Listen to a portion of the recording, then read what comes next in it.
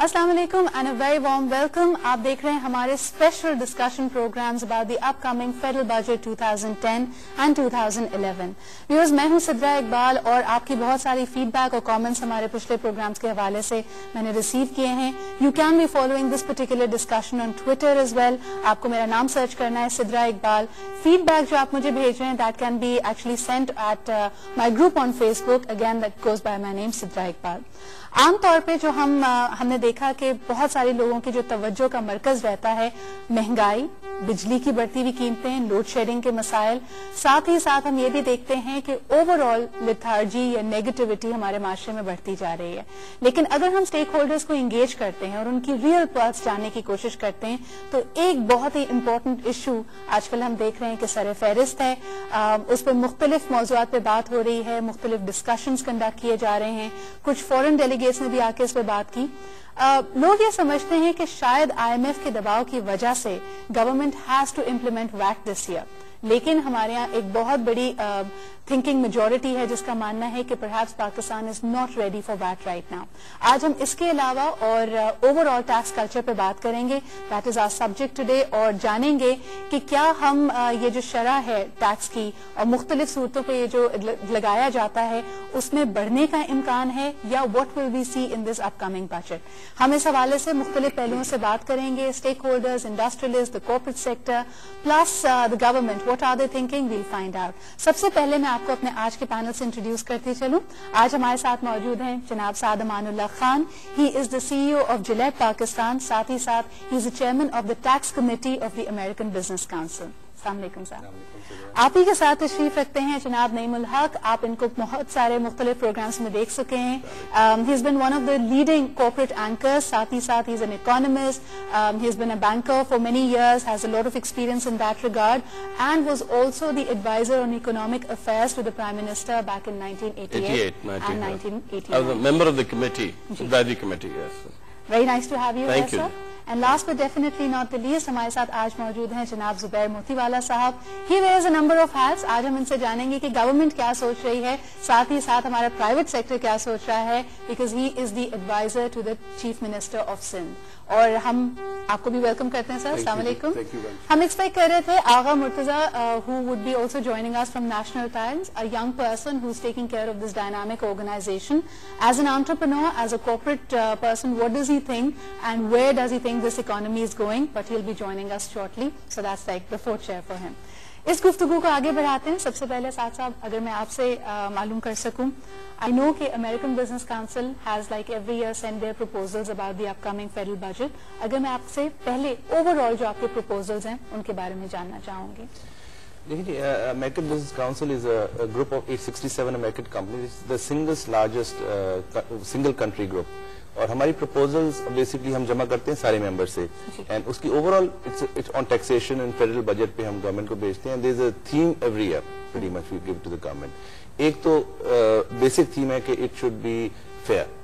ठीक है ना. And second thing is we want them to spread the tax net because if you look at any sort of documentation जो economy की होती है, the industry sector और जो आपके corporations हैं, they are disproportionately being taxed and a lot of burden is being put on them while many of the sectors are not being taxed again.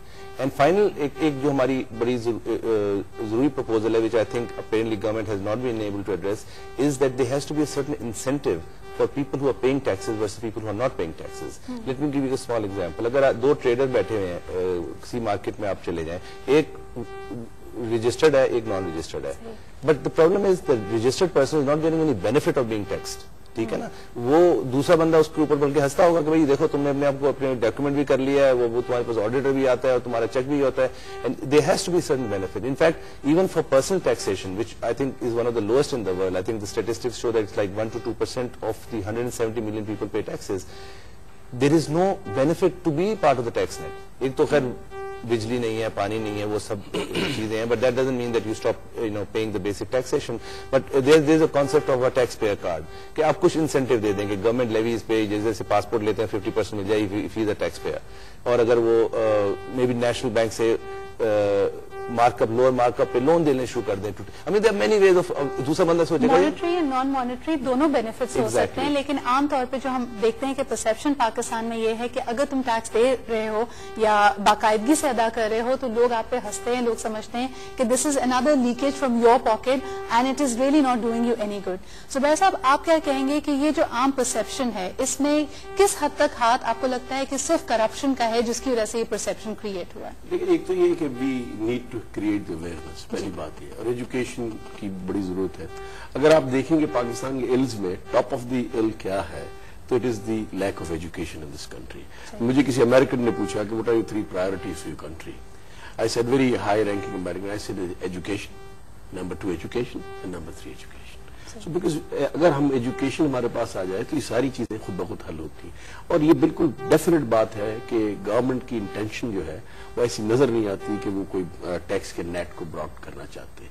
وہ تو انہی لوگوں کو جو ہے نا وہ اسکویز کرتے جاتے ہیں جو ٹیکس پیئرس ہیں. دس از اے رانگ فینومینا. اگر آپ دیکھیں کہ 170 ملین پیپل جو ہمارے یہاں رہتے ہیں اس کے اندر کتنے لوگ ٹیکس پیئر ہیں؟ یہ کہتے ہیں 2.4. میں کہتا ہوں there are only 100,000 people who are paying tax. کیونکہ سگنیفیکنٹ اماؤنٹ آف ٹیکس جس کو اگر 100,000 پلس کی بات کرتے ہیں تو انہی سے میں نے سیگریگیٹ کروایا FPR سے. There are only 100,000 people in this country who are paying significant amount of tax. Is this fair? I mean, اگر آپ ان لوگوں کو جو ٹیکس دے رہے ہیں ایک تو انسینٹیوائز کرنا چاہیے. They should be respected. میں یہاں پورٹ فولیو میرے پاس انویسٹمنٹ کا. I am doing this in province of Sindh. انشاءاللہ آپ اس کو دیکھیں گے. We are taking out the top 20 tax payers. ان کی ہم پہلے میں ٹاپ 20 کو لے آئیں گے, 40 کو, پھر اس کو we'll honor them at the chief minister's house, we'll give them some respect. اگر آپ ریسپیکٹ نہیں دیں گے تو جو ٹیکس پے کر رہے ہیں, I totally agree with ساتھ they will also run away کہ یار ہم کو کیا بھرنے کی ضرورت ہے. اور اس ساری چیز کو کرنے کے لیے there are ways and means. I mean, آپ کے پاس ڈیٹا کلیکشن ہے. پچھلی گورنمنٹ نے کیا تھا, فوجیوں کو بھی لے کے آئے تھے اور بڑا ہڑتالیں بھی ہوئی, بہت کچھ ہوا, سارا ڈیٹا کلیکٹ ہوا, ڈیٹا کو امپلیمنٹ ہی نہیں کیا. یہ گورنمنٹ کو اگر ٹیکس چاہیے اس کو امپلیمنٹ کرے.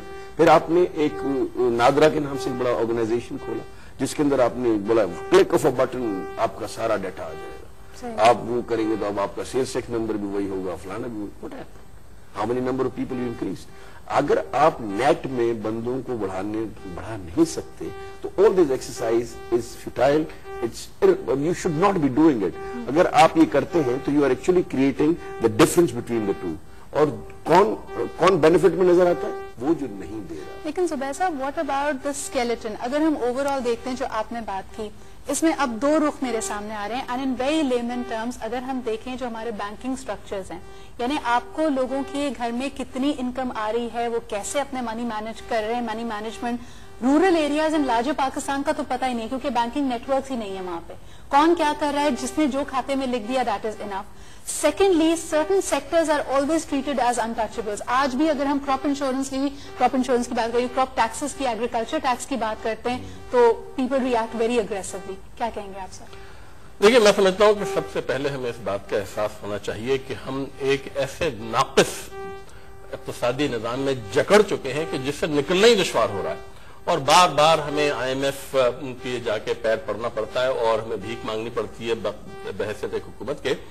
آج اس ملک کا جو ٹیکس کا نظام ہے اس میں 2 لاکھ روپے سالانہ جو ایک شخص, ایک کلرک جو کماتا ہے اس کو ٹیکس دینا پڑتا ہے.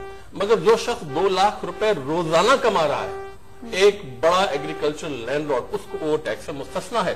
کہا جاتا ہے کہ جی صوبائی حکومتوں کی ذمہ داری ہے کہ وہ ایگریکلچر انکم ٹیکس وصول کریں. بات یہ ہے کہ اصولی طور پر اس بات کو ماننا پڑے گا.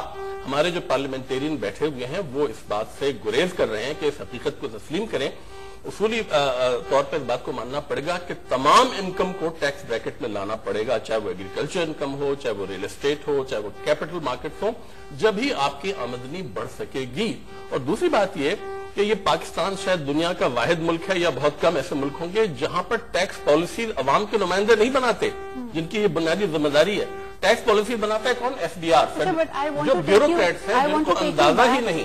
آج ہی انہوں نے گورنمنٹ کو سمری بھیجی FBR نے کہ جی چینی کی قیمتیں بڑھا دے. مطلب یہ اس قسم کا جب ناقص نظام ہوگا تو کسی قسم کی امید مجھے تو نظر نہیں آتی.